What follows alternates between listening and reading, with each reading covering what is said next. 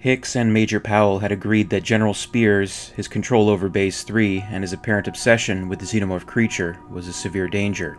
He needed to be stopped. There were many troops on the base who would side with Powell in his transition of power, and others who may need convincing. The crucial step was to keep Spears in the dark as long as possible, keeping in the element of surprise when he would be overthrown.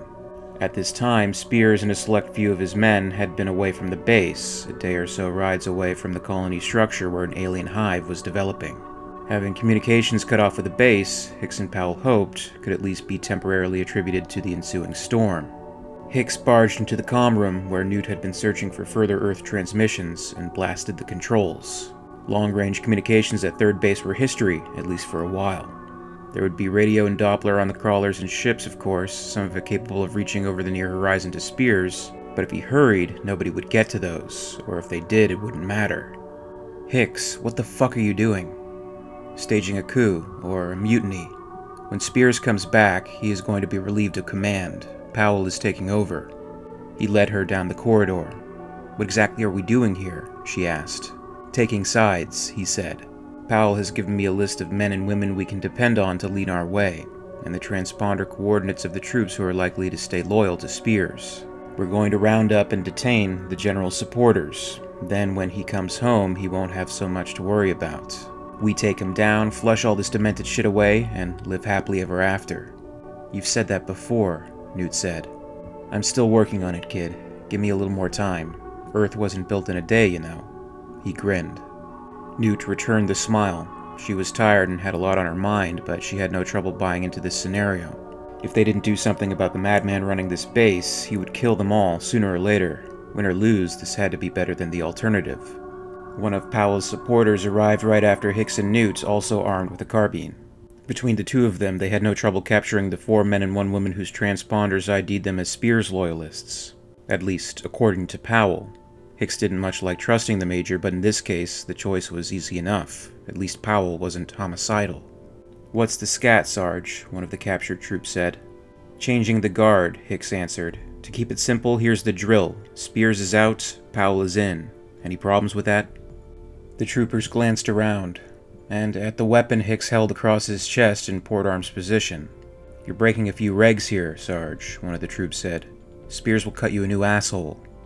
Yeah? How long you figure before you trip over one of those regs and wind up feeding the general's little pets? Hicks asked. You know some of the people webbed in there, don't you? He waved at the reinforced wall to his left. The Queen's chamber was on the other side. He could see them weighing it in. If Spears came back and assumed command, they would be in deep shit if they played along with this. He was not a forgiving man. On the other hand, if Powell was the new honcho in charge, he wouldn't give them to the aliens. A smart Marine would sit tight and wait to see which way the current flowed. Then again, Hicks thought, a smart Marine would have figured out that it was only a matter of time before they all went into the chambers as protein supplies for Spears' new and improved troops. Like the 3 who deserted and ran, only to find themselves out of the intake and into the combustion chamber. Then again, he had the gun. Even a stupid Marine usually figured that possibly dying in the future was better than for sure dying right now. The next few moments may have been subject for debate, and accounts are unclear of just how exactly the Queen escaped captivity. Spears may have already been aware of the mutiny plan, with nothing on the base going on without his knowledge. It was believed Spears carried a remote control on his person that held the power to release the specimens. Other accounts tell of the struggle between a Powell and Spears supporter, letting off wild gunfire in the process, weakening the glass barrier and creating an opportune moment for the Queen to break free from her chamber. Regardless, when the monster broke free, hell came with her. A spiked tail shot into sight, impaled the screaming trooper, punched through his chest as easily as a needle pierces thin cloth. The man went slack, his weapon falling. The massive ridged tail snapped like a whip and the man flew out of the frame. The Queen had company, and her loyal drones followed as she began her rampage on the base. Get to the starships, Hicks said, his face grim. This base is contaminated. We're all dead if we stay here. But at least the son of a bitch's plan was also shot. He'd play hell rounding up the monsters with the men he had left. Hicks ran, carbine ready to fire, Newt and Powell right behind him. The station's battle alarm screeched, a high-low siren that repeated itself over and over. Red lights flashed at every turning of the hallway, and men and women ran in panic, fleeing something most of them knew about but hadn't encountered yet. Most of the ones who'd encountered the aliens would be unlikely to flee, Hicks knew. If Spears had let the goddamn things out, somehow, they would be in a feeding frenzy, collecting every human they can get their claws on, given what he knew about them. An alien lurched out into the hallway from an open door, turned toward the three of them, and opened those hellish jaws. Slime dripped from the teeth in long strings. "Fuck you," Hicks said. He popped the carbine up, found the manual front sight, no time to mess with the laser, and fired a quick burst. The armor-piercing round smashed the alien's face. Shards of its hard chitin flew, acid sprayed. It fell sideways and backward, hit the wall, slid to the floor. The liquid on the floor bubbled and sent up clouds of stinking smoke as it ate through the tread plate. "Watch the blood. Don't step in it." They ran. The aliens were spreading across the base, through the corridor of the loading bay, pursuing their prey. Just like before.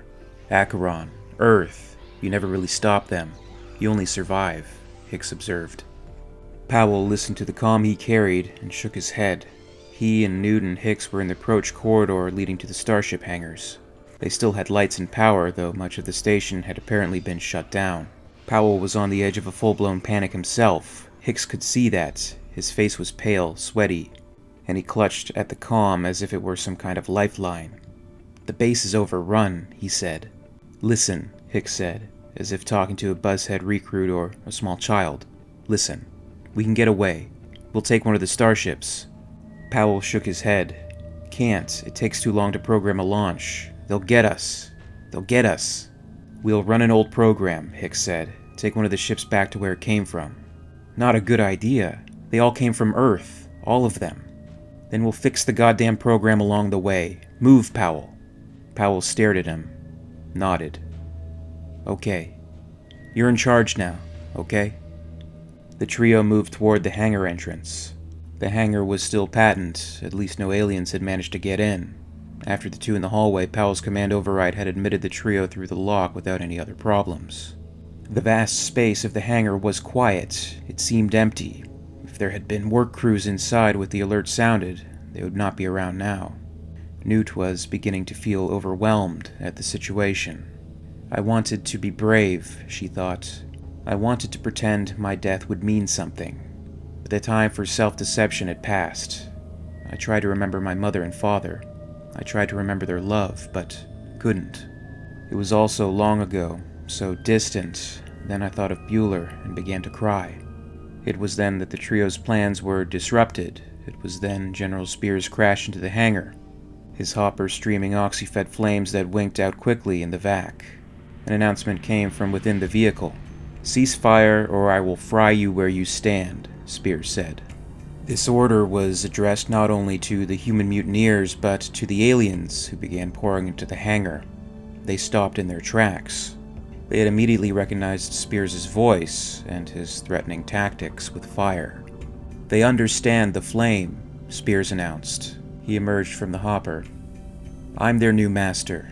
Prepare the traitors for execution, then ready our transport for the trip back to Earth. It's time." Hicks and Powell's coup had failed. Spears and his men rounded up the traitors, intending to make them dinner for the escaped specimens. The time was as suitable as any, and Spears began the process to bring the operation to the next step. The trained Xenomorph specimens were being loaded into the transport. Spears' plot to take back the Earth with his Xenomorph army was underway.